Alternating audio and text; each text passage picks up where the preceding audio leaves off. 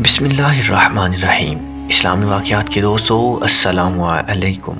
دوستو، قاضی ابو بکر عبداللہ بن احمد فقال بغداد کے بہت مشہور عالم دین اور قاضی تھے۔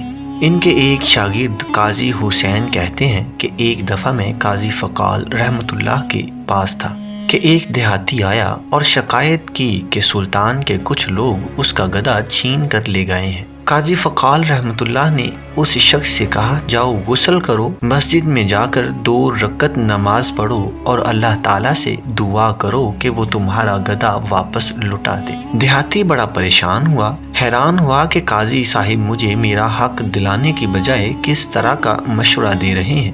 اگر یہی کرنا تھا تو عدالت میں آنے کی کیا ضرورت تھی؟ اس نے دوبارہ اپنا مطالبہ پیش کیا، مجھے میرا گدھا واپس دلوایا جائے۔ امام فقال رحمۃ اللہ نے دوبارہ وہی جواب دیا۔ دیہاتی ان کے اس تجویز پر عمل کرنے کے لیے چلا گیا۔ اس کے جانے کے بعد قاضی فقال رحمۃ اللہ نے اس کا گدھا لانے کے لیے ایک شخص کو بھیج دیا۔ جب وہ نماز سے فارغ ہو کر مسجد سے باہر نکلا تو اس نے دیکھا کہ اس کا گدھا بھی مسجد کے دروازے پر موجود ہے۔ وہ کہنے لگا، اللہ کا شکر ہے جس نے میرا گدھا واپس دلا دیا۔